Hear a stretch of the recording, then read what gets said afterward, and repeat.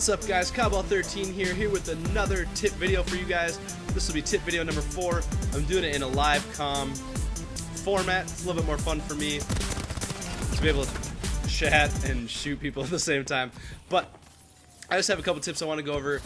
They're a little bit more specific to different situations than just tips about guns and stuff like that. We'll see if I can pick up a first kill. There's one. Alright, so my first tip, guys, is about the hybrid sight. If you're using the hybrid sight and you turn it on to red dot mode, it actually zooms in quicker than any other optical attachment. Oh, I forgot I have this beautiful little shield here. It'll zoom in quicker than any other optical attachment. That includes iron sight, so it'll zoom in at 0.2 tenths of a second. So 0.2 of a second compared to every other optical attachment, and iron sights will zoom in at 0.3 of a second. So that's just, I mean, it doesn't seem like that much, but in a game like Call of Duty, tenths of a second could really matter. It could be the difference between, you know, getting that kill or dying.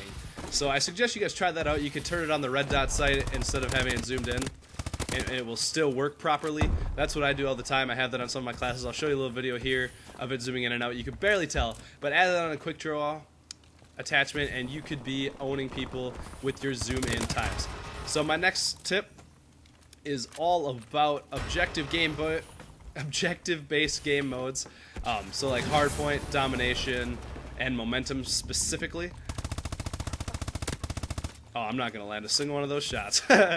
So basically, if the perk cold-blooded is what I want to talk about in regards to these 3 game modes. If you have it on, specifically in momentum, and you want to lay in the point, enemy crosshairs, when they come over you, will not turn colors. They won't shift from white to red, so they won't know they're aiming at you, and so their auto aim will not work as properly.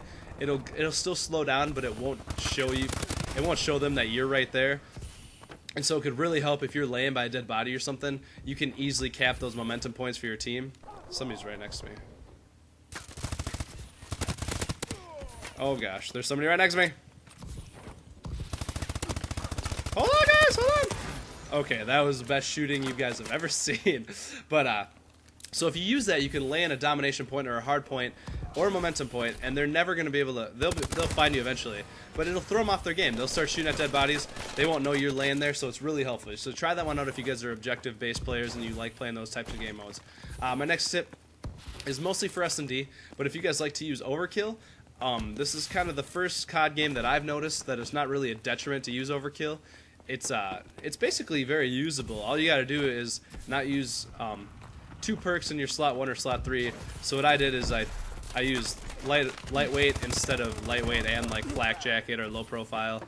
So that's why I say it's more S&D based, because you want to have that range. You want to be able to have a sniper and an SMG at the same time. It's very useful. That's what mine is. I have a KF5 and a sniper. I'll show you my class right now and what I mean by it's not that much of a detriment. I still have 2 grenades.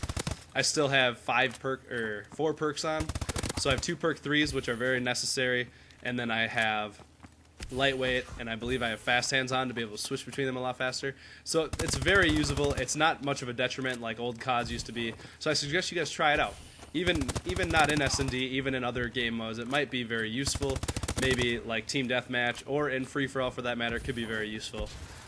My last tip, you guys, is all about speed reloading. I just want to talk about how it's not very necessary. I found that I have 3 different reasons for saying it's not very necessary. To me, it's just not very helpful. So first of all, usually sleight of hand is a perk that everybody has and everybody can use. And to me, sleight of hand was a must-have. Wow, that worked really well. I've never used that correctly before. Alright, so sleight of hand used to be a perk that I considered a must-have. I had it on every single one of my classes. Sorry, I choked that kill. But, and that meant that everybody was reloading at the same speed. Everybody was reloading that fast. And if you didn't have it on, you were actually at your own detriment. Man, I'm not going to sit here and challenge this kid out. Oh, maybe I will. So if everybody has it on, everybody's reloading at the same speed. But now that it's not a perk anymore, it's just something you can do to speed up your reloading. It's not worth it because you're not at a detriment, because it's not a perk that somebody else has on.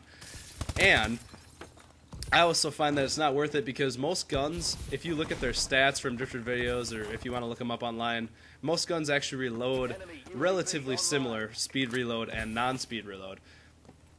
And so that's the last reason is you don't want to be dropping all your bullets just because you're trying to speed reload when your gun probably has plenty of bullets in it. Because I know a lot of people, as well as myself, you probably have watched me do it here, I reload after every kill I get, like no matter how many bullets are in my clip left.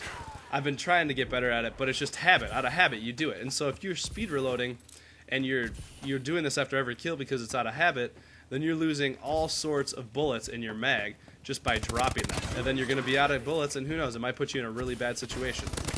So I suggest you try not to speed reload. It's not really necessary. Well, thanks for watching, guys. You can stick around for the rest of the gameplay if you'd like. I might cut it up and shorten it.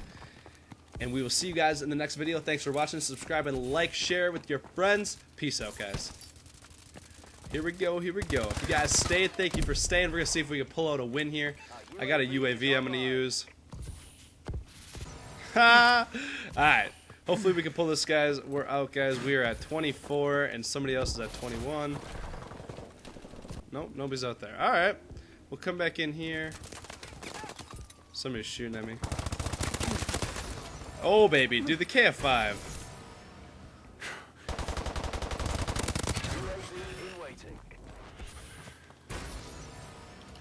Turn on our UAV here.